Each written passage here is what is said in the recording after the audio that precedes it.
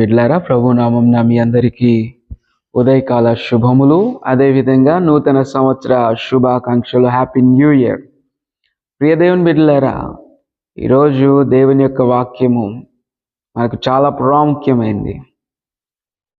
కొరింథీయులకు రాసినటువంటి 2వ పత్రిక 5వ అధ్యాయము 17వ వచనం అంటుంది, కాగా ఎవడైనను క్రీస్తు యేసునందున్న ఎడల వాడు నూతన సృష్టి, పాతవి గతించెను, ఇదిగో కొత్తవాయెను.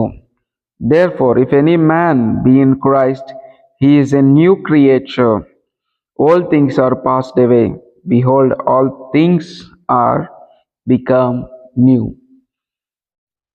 ప్రతి విషయము కొత్తగా మార్చబడుతుందని దేవుని వాక్యం తెలియపరుస్తూ ఉంది. ఎవడైనను క్రీస్తు యేసునందున్న ఎడల వాడు నూతన సృష్టి, పాతవి గతించెను, కొత్తవి ఆయను. పాతవన్నీ పోతున్నాయి, అయిపోతున్నాయి, కొత్తవి వస్తూ ఉన్నాయి.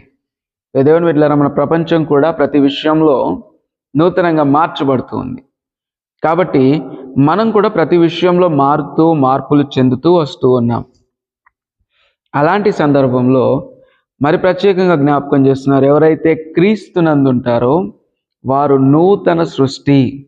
పాతగా పోయింది వారి జీవితంలో ఏవైతే కోల్పోయారో క్రీస్తునందుండి కొత్తగా మార్చబడి వారి జీవితంలో వారన్నీ పొందుకుంటూ ఉన్నారు. కాబట్టి ప్రియ దేవుని బిడ్డలారా, ఈ వాక్యం ద్వారా ఈ నూతన సంవత్సరంలో ఉదయకాల వేళలో దేవుడు నిన్ను బలపరుస్తూ ఉన్నాడు. ఏంటి అనంటే, క్రీస్తు యేసునందు నీవు ఉంటే నువ్వు నూతన సృష్టిగా చేయబడతావు. ఎలా అంటే, ప్రార్థనలో అభివృద్ధి చెందుతావు, వాక్య ధ్యానంలో అభివృద్ధి చెందుతావు, క్రీస్తు కొరకు పని చేయడంలో అభివృద్ధి చెందుతావు.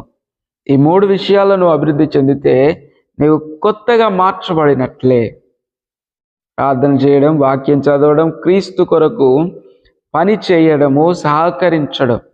ఎందుకంటే పరలోకంలో సహకారుల పేరు ఎవరైతే రాయబడిందో వాళ్ళు కనబడతారని దేవుని వాక్యం సెలవిస్తూ ఉంది. కాబట్టి సహకారుల పేర్లు జీవగ్రంథమందు ఉన్నాయి కనుక దేవుని కొరకు మనము ప్రార్థన చేయాలి, వాక్యం చదవాలి, ఆయన పని కొరకు మనం సహకరించాలి.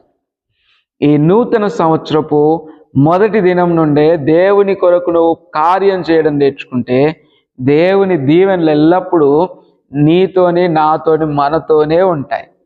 అట్టి కృప దేవుడు మనకి దయచేయునుగాక. ప్రార్థన చేసుకుందాం. కృపగల దేవా, నిత్యుడవగు తండ్రి, సమాధానకర్త, మీకు వందనాలు, స్తోత్రాలు.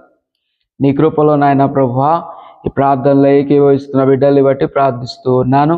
వారిని, వారి కుటుంబాలను నాయన ప్రతి ఒక్కరిని ఈ నూతన సంవత్సరపు దీవెనలతో మీరు నింపుమని, బలపరచుమని నాయన ప్రభువా, అనారోగ్యంతో బాధపడుతున్న వారిని మీరు ముట్టండి, స్వస్థపరచండి. ఇదిగో నాయన, ఈ ఉదయకాల వేళలో తండ్రి, నీ వాక్యానికి లోబడే ప్రతి ఆత్మను మీరు దీవించమని ప్రార్థిస్తూ ఉన్నాను. ఆర్థిక పరంగా ఇబ్బంది పడుతున్న వారిని మీరు జ్ఞాపకం చేసుకోనండి. మానసికంగా ఇబ్బంది పడుతున్న వారిని మీరు జ్ఞాపకం చేసుకోనండి. మా కొరకు కల్వరి శిలువలో రక్తం కార్చిన యేసు క్రీస్తు నామములో స్వస్థతను నేను ప్రకటిస్తూ ఉన్నాను, సమాధానం ప్రకటిస్తూ ఉన్నాను. నాయనా, నీ కృపను ప్రకటిస్తూ ఉన్నాను. మీ సహాయం అనుగ్రహించి ప్రతి ఒక్కరిని దీవించుమని నజరేయుడైన యేసు క్రీస్తు శుభనామంలో ఈ ప్రార్థన అడిగి వేడుకొంచున్నాము ప్రియ పరలోకపు తండ్రి, ఆమెన్. అందరికీ ప్రైజ్ ది లార్డ్. మరొకసారి నూతన సంవత్సర శుభాకాంక్షలు. Happy new year. May God bless you. Amen.